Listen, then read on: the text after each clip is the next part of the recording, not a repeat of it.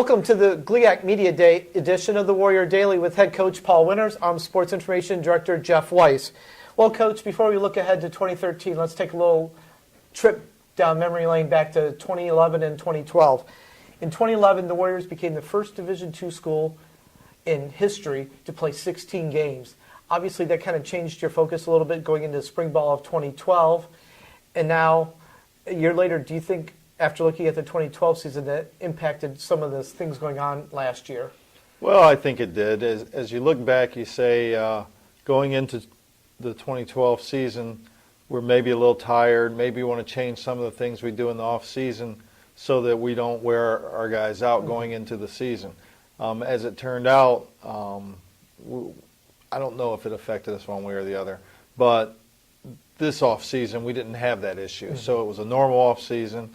I think it was a return to fundamentals, a return to what we've done in the past, and hopefully will bring success. Sounds good. I mean, 16 games, and was it like an NFL schedule in that 8 home, 8 away? We actually had 6 home and 10 away. So, and no break. And no break. NFL yeah, no bye week. It's a bye week, exactly. And then last year we started off no non-conference games, so we had to start right into league play. First game, defensive struggle against Ashland, comes out. They get one touchdown drive of 10 yards, and it's a 7-0 game. But yet the Warriors rebounded, win, I think 5 of the next 6. They're 5-2 after the Thursday night game, and then kind of injuries and just some tough plays down the stretch kind of led to a tough ending. You know, you don't want to look back and say that there was anything that caused it. I mean, what happened happened. We take responsibility for the results.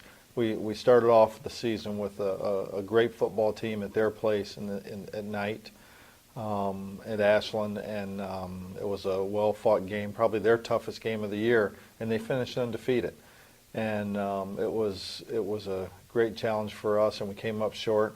We found a way to win a couple close games after that to put us back in position to have a successful season. We lost another tough night game on the road to Saginaw, another really good football team. So we played good football teams. We played reasonably well in those games against good football teams, but we came up short. And then at the end of the season, you know, it's kind of like everything. We were carrying the weight of the world on our shoulders, and we just couldn't handle it anymore. And we fell apart a little bit at the end. But we know we have a solid program. We know our kids will recover. They'll be hungrier and more excited to play. As we head into fall camp starting next week, obviously a lot of new starters. We lose 11 starters from last year. Everyone knows that defense is the key to winning championships. Last year we allowed 30 points or more in each of the 4 games at the end of the season. But yet this year we've got some returning defensive starters. Hopefully that will step it up. You know, statistics, you are the king of statistics. and I like to say you can kind of use them however you want to. We live and die with our defense and our special teams. And you look at giving up 30 points a game in those last 3 games, and I think ultimately it was a total team effort. It wasn't just our defense. Our offense, we were not able to get first downs when we needed, not able to continue drives. And when you look at when we're playing really well as a football team, we're playing well offensively, and it helps our defense play. And obviously we have to play great defense. One of the positive sides defensively, last year we were 9th in the country in passing yards allowed at 165, and in this day and age of pass-happy offenses, that seemed to be a pretty good statistic. And now starting with the defensive line, obviously you need to get pressure on the other team's quarterback. You've got Andrew Matt coming back for his senior year. Greg Hassey returns. We have 4 seniors. We have 4 seniors returning. You lead with Andrew Matt and Greg Hassey as the defensive ends. Having Greg Hassey back is huge because he's a physical force on the edge. 2 other guys that are going to play inside for us coming back are Mike Lominen, who's been an outside guy. We'll play him inside a little bit, and Charles Martin, who transferred to us a year ago and is now ready to play and a little bit more than he played last year and help us. So we've got those seniors. We've got some young guys behind them. Jaquarius French is a young man who we're very excited about as an inside guy, and we've got 3 or 4 guys on the edge. Justice Akuzi is a guy who is a pressure speed rusher as defensive end. So we've got some young guys backing up those seniors that will get plenty of playing time. Speaking of depth and stuff, linebacker has to have you very excited. I mean, you talk about 6 linebackers easily that could play anywhere in the conference right now. You talk about seniors Ed Viverette, Mo Davenport, your junior class of Steve O'Shell, Marcel Jones, and Norris Frade, and then you've got redshirt freshman Anthony Dedamos as well. Yeah. What do you say? You've got guys who have done things well. You start with Ed Viverette, who has been a dominant player for 3 years now, and we expect him as a captain last year to be one of our leaders and to be a dominant player in the league this year. He was banged up at the end of the year, and again, you don't want to make excuses, but him being hurt, we weren't very good when he was hurt. He's that kind of player. The other guys, Steve O'Shell is underrated, understated. You don't know that he's in there, and then you watch the tape and you just are amazed at how well he plays. Norris Frade is a guy who led the league in sacks as a freshman. So having him healthy this year is important. Mo Davenport, also outstanding talent as a middle linebacker. Very excited about him. And Anthony Dedamos is going to push him as a redshirt freshman. Anthony Dedamos is a thumper, and he's a guy who, as a scout team player, he showed up every day ready to work. So we're very excited about that group. We're very excited about what they bring, each one of them, and the competition that we'll have. Speaking of competition, the defensive backfield, you've got a number of guys returning with limited experience. You've got 2 guys that have started quite a bit, Antoine Robinson and Jaron Duhart, but yet you've got other guys, Zach Bilecki, Brandon McKay, David Churchwell, obviously Austin Nelson coming back after being injured in the first game of the year will help. So it seems to be some depth in the defensive backfield, maybe just not guys with a lot of game experience. Well, the depth, again, is great for competition. We do have guys that have experience, obviously with Jaron Duhart, who's an all-conference guy for us. So that experience is tremendous. Zach Bilecki, before his injury, he had great experience. So that was a positive for us. Jamil Williams was forced to play as a corner sometimes last year, and now moving him to safety, he's going to be an impact player for us. So we're very excited about him. Austin Nelson, having him back, it not only helps us as a defense, it helps us on special teams. So when you have that many defensive backs that are in the competition, it makes you better on special teams. So those guys, the competition will be fantastic, and the special teams, because of the competition, will be better. Offensively, a year ago, the Warriors led the country in fewest turnovers with 10. We were joking about that before. So obviously, that's something that's a positive. But signal caller, this year you need somebody to replace Mickey Mockner, who started 44 straight games for you. There's obviously some competition there as well. Well, first of all, again, statistics meaning nothing. That's one of those statistics that means nothing. We were number 1 in the country in turnovers. Fewest turnovers. And we were 5-5. So maybe this year will be, never mind. Anyway, the quarterback position, we're very excited about the talent that we have at the position. We've recruited young men each of the past 4 years, and every year I think we've gotten better. We've continued to improve. So you look at the guys who are in competition now. Obviously, Carl Roscoe is a name that comes up because he played a little bit at the end of last season. Big 6'4", 245-pound talent. And he's a guy who can vertical over 30, has a powerful arm. He's kind of the total package. We're very excited about him. Sean Ganane's even bigger. He's 6'5", 240 pounds. And he might even have a stronger arm. And he's very much in the competition with Carl to be that guy who we loved on tape. So it's a very exciting time. Sounds great. Tailback, another spot very deep. I mean, I was looking down the roster. I could go 5 guys that you could put in there at any time. You've got Tony Davis, Desmond Martin, Jesse Johnson, Jay Hayes, Chris Burks, and a lot of them have done special teams you were talking about earlier, the defensive backs helping out on special teams. But 3 of those guys have already done kickoff returns or punt returns for you in the past. Well, they're going to cover kicks. They're going to do returns. They're going to play on the offense. They're going to compete like heck for playing time. Tony Davis obviously had an outstanding sophomore year. Not as good last season, and that was the whole team wasn't as good last season. And now he's competing like heck to be that guy again.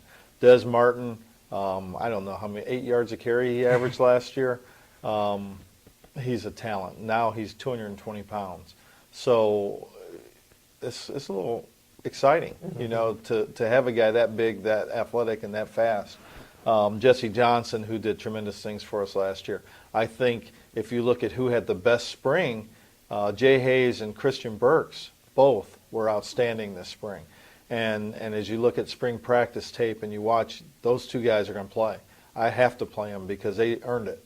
And I'm excited about that. And we recruited a couple young guys, Amir Edwards and Romello Brown, who are really talented too. And, you know, I tell the guys I'm going to redshirt the freshmen, and those guys are like, we're going to play. So it's going to be great competition, which is what you want and makes your team better. Wide receiver, obviously Dominic Maybanks had kind of a breakout year last year, was second team all-conference. Mike Johnson looked to be on that way, got hurt, and then kind of came back at the end. So you've got a little bit of depth at wide receiver and a lot of young guys trying to step up. And speaking of young guys, tight ends, 5 guys that are either sophomores, freshmen, or redshirt freshmen. So you've got some young guys that have gotten some experience and some other guys pushing to get experience. Yeah, you start with the wide receivers. Like you say, Dominic Maybanks had an outstanding season, and he'll get better. He'll continue to grow, be more familiar with the quarterbacks, and he'll have a great season. Mike Johnson, you know, he had a tough season. He's tremendously talented. Showed it in the first game. They couldn't tackle him. And the second game, early in the game, he sprains his ankle or breaks his foot, and he's out for 5 weeks. So he's a guy who's learning the offense, doesn't have a chance to get reps, isn't ready. Screws up our whole year with him. Has a good spring. He's coming back at 210 pounds. I think he's going to have a great season. I think he's going to be a dominant football player for us. So we're real excited about him. Will Wheat, he's a guy that nobody talks about. Well, a lot of guys were hurt in the spring. Will Wheat was taking every rep. He's very athletic, talented. There's other guys, Alonzo Lucas, who's a little bit banged up. I think he broke his finger this summer. Fastest guy on the team. He's going to be a really good player for us. We're talented at the position. We're bringing in Manny Mendoza, big 6'3", 200-pound wide receiver who is he's got pretty good bloodline. So we're very excited about him. Not afraid to hit the weight room either. He might win a few weight room awards because he's got it in his blood. But we're very excited about him. You talk about the tight ends. And, you know, I feel like I'm going on and on and on, but we had 2 guys that really competed for Freshman of the Year last year in Ethan Walsh and Trent Broadbeck. They're both very talented. They're both 250 to 260 pounds. Ethan Walsh is a dominant run blocker. Trent Broadbeck's a dominant receiver, and the combination of the two makes a dominant tight end. Nate White was hurt last year, didn't get a chance to really get a lot of reps as a freshman. Had a good spring, will continue to get better. Very athletic. Dakota Ogles, he's a young man who we started as defensive line in the spring. We put him in the tight end now. We're going to see what we have out of him. And Aaron Weston, 6'6", 260-pound freshman, redshirt. So Aaron had a good spring and will continue to grow and get better also. Finally, on the offensive line, you've got 4 returning guys with some experience. Ben Walker, who took over for Joe Long a couple of years ago. Rocky McCulloch, Tom Box, who started a lot of big games. And Nate Theaker gives you some versatility, being able to play guard and tackle. Obviously, 8 redshirt freshmen in that group. So there's going to be some young guys that are going to be on that travel squad going to Carson Newman looking for their first collegiate game. Whoa. You scare me when you talk about 8 redshirt freshmen. Let's start with the guys who have played. Ben Walker, he was a premier recruit for us, and he's our left tackle. Outstanding player, replaced Joe Long. That's a tough replacement. For a guy that's in his Pittsburgh Steelers camp. Exactly, but he's a good football player. He's a leader. He's intelligent. He's tough. He's athletic. He's everything we look for. Very excited about him. Tom Box has played a lot of football, has been a center for us, in a lot of big games and has been a leader for us. Nate Theaker has played guard and tackle in the spring. He's 6'4", 300 pounds. I'll tell you a little bit about Nate Theaker. When they were coming in to but evaluate Joe Long, they looked at Nate Theaker and said, "Well, is that Joe?" And I'm like, "No, that kid's a freshman." So he's a big stud. And he likes to run and hit people. You like to watch him play. So those guys are very good. Rocky McCulloch's kind of the unsung guy because he hasn't played that much football. And he had a good spring. He's a big, strong guy. He's a senior now, and this is his time. So, you hope to build the program that way. The 8 redshirt freshmen are going to compete like heck for playing time. You can go down the list. Robert Kelly, super athletic, very talented, missed some time. You know what? He broke his wrist in the middle of fall, and he never missed a practice. Wow. And he's a great student, so it was kind of like, well, I'll get the surgery after my classes are done. I mean, how tough is that? I mean, that's what you look for. So, he's going to come in and compete like heck. Ed Rennie had a good spring, plays tackle for us. Going to compete like heck for that tackle position. As I go through JT Pillars, another outstanding guard, just tough, big physical guy. Very excited about him. Played for Jake Weingarts. And that's nice when we can get one of our former players to send us a player. Exactly, especially that talent. Exactly. Lucas Sanders, outstanding pass protector, has lost some weight and is going to run around and do some things for us. Chris Cox is a big guy that we're going to move out to tackle and let him compete out there. Sawyer McFadden, very talented center guard who's going to be in the mix and eventually is going to knock somebody out of the position. So and you got Jake Sheets as well. I mean, I know there's 8 of them. I know. Andy Zimmerman and Jake Sheets are 2 big, raw tackles. Both have good feet. Both have developed tremendously. One's 6'6", 285. The other one's 6'7", 300. That's what you look for. You just want to give those guys to Coach Mendoza and say, "Coach, build them up," and that's what he's doing. So they're going to be outstanding. Finally, before we take a look at this upcoming year's schedule, special teams, you talked about it before. We practice it a lot. It's obviously a key factor in the games. You return senior Stefan Terlecki. I believe he was 15th in the country last year in net punting average. He's already the all-time leading scoring kicker in school history. He's only played 3 seasons. And he was all-region, all-conference last year at both positions. What do you expect from Stefan as a senior? I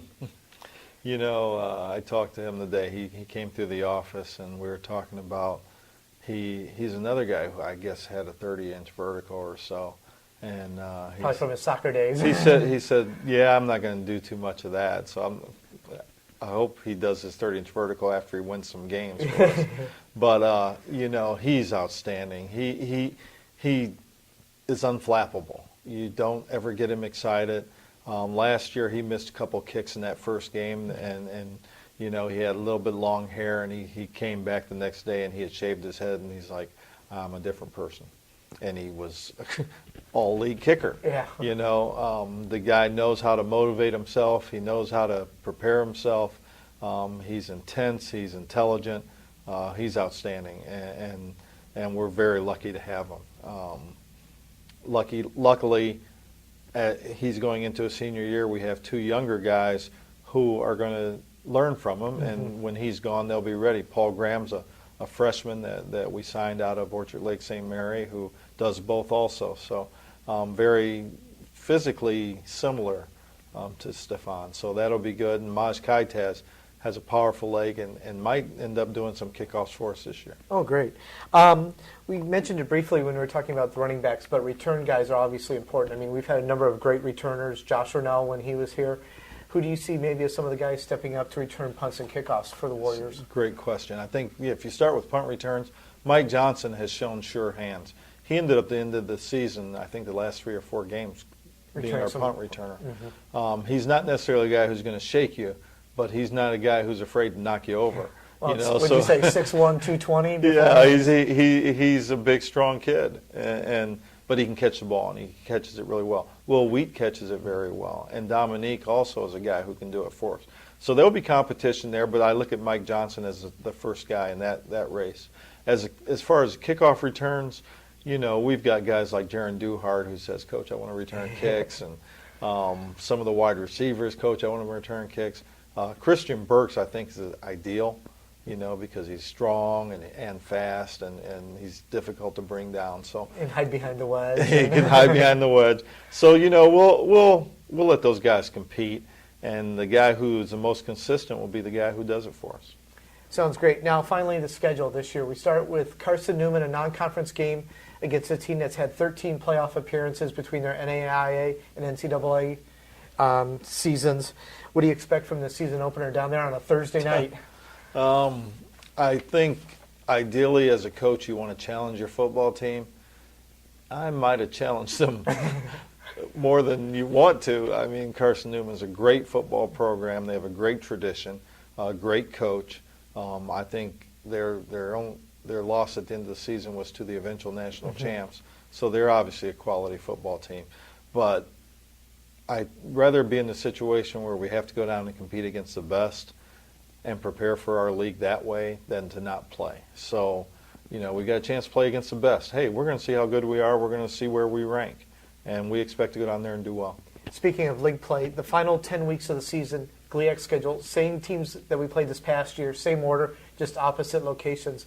What are you looking for from the GLIAC? Obviously, the North is just a bloodbath. I mean, there's no other way to put it. The other day I had to rank the teams, and that was a difficult thing to do because every team is good, and every team is going to compete. And as I look at our schedule, it may be the best schedule in the country. You add Carson Newman to Ashland and to all the rest of the teams that we play. And our home schedule is going to be outstanding. You open up with Ashland. You have Malone coming in. We have Saginaw coming in. We have Grand Valley coming in. Who am I missing? Northwood. All those teams are outstanding. All those teams will have good records. And then we have 2 trips to the Upper Peninsula, which I thought was illegal. New schedule maker. Yeah. I don't know who I've upset, but apparently I have upset someone, and I've got to go up there twice. But it's never easy to go to play Northern Michigan. It's never easy to go to play Michigan Tech. I've got so much respect for the coaches in this league and the teams in this league. Every week's going to be fun. Every week's going to be fun to watch. If you're a fan of college football and you don't come and watch us or the teams that we play, you're crazy. It's just fun. It's great football. Great atmosphere here at Adams Field. Thank you for watching this special GLIAC Media Day edition of the Warrior Daily.